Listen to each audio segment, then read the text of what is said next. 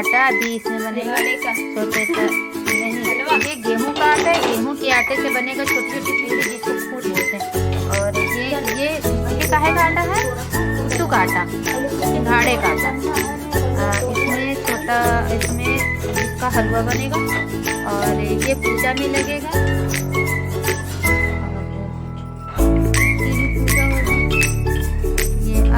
आधी दिन भून के और आधी दिन हल्का सा थोड़ा सा दरदरा पीस के पूजा होती है।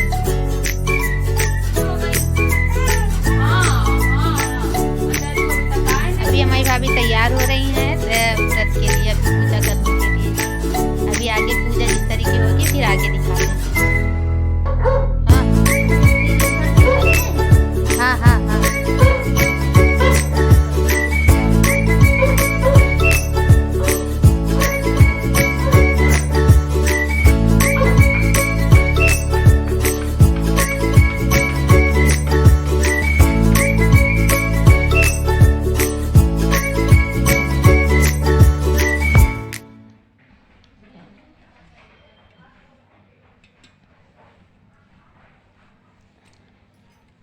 तुम्हें तो मोबाइल लाई है ना, करने से बोलो मोबाइल। अब अपने मत्थे में लगा लो, दिमाग में भर लेना। हाँ तन्नू, कितने बार करना था? हाँ हो गया। कितनी बार कर चुकी?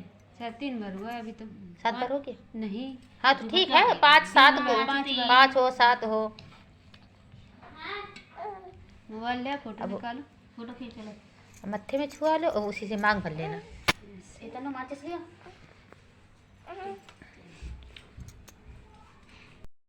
3 अगरबत्ती कहे, 3 भी तो पूजा कर जाती है। ठीक तो है।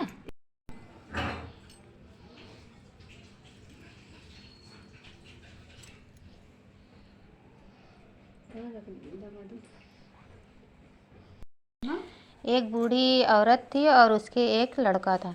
तो वो उसके परिवार में चाची थी, उसकी दादी लोग, परिवार की जो औरतें थीं।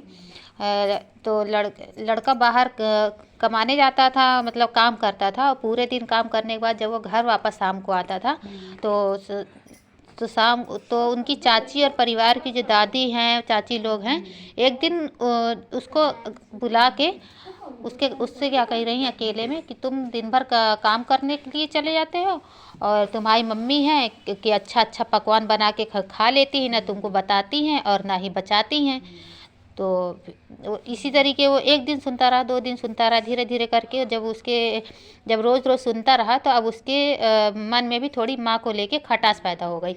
और जब उसको फिर उसके चाची लोगों ने ये भी बात बोली थी कि अगर तुमको ना यकीन हो तो ऐसा करना, किसी दिन काम से जल्दी वापस घर आ जाना। तो एक दिन फिर इसी तरीके उसने किया कि काम से बोल के गया था कि मैं शाम को देर से लौटूंगा, लेकिन आज जल्दी आ गया था। और जब वो जल्दी आया तो उसने उसी तरीके देखा कि उसकी माँ घर में तिल के लड्डू बना रही थी और नए नए पकवान बना रही थी। लेकिन उसको ये नहीं पता था कि उसकी माँ उसकी पूजा की तैयारी कर रही है। उस दिन सकट की पूजा थी, ये बात उसको नहीं पता थी।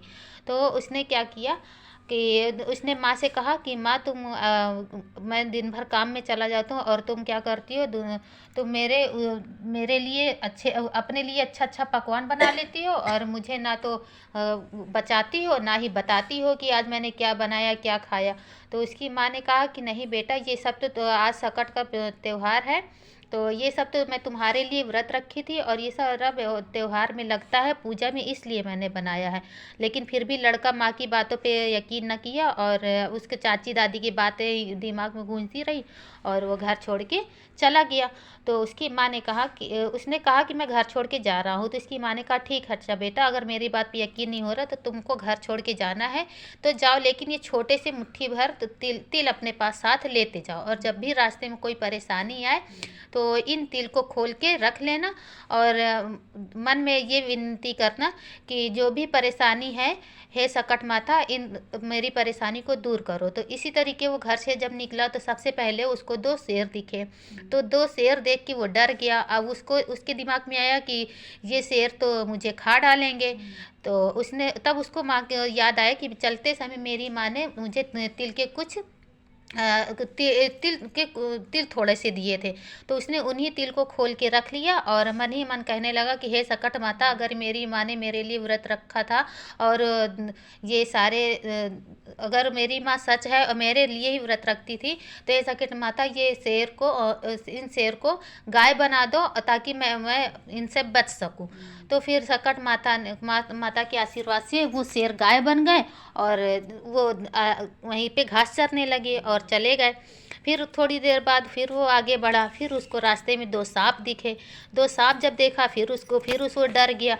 फिर उसने कहा, फिर उसे वो तिल खोल के बैठ गया और फिर वही यही विनती करने लगा कि हे सकट माता, अगर मेरी माँ सच्ची है और उसने मेरे लिए व्रत रखा था, मेरी माँ झूठ नहीं बोल रही थी, तो कृपया करके इन सांप को रस्सी बना दो ताकि मैं आगे निकल सकूं।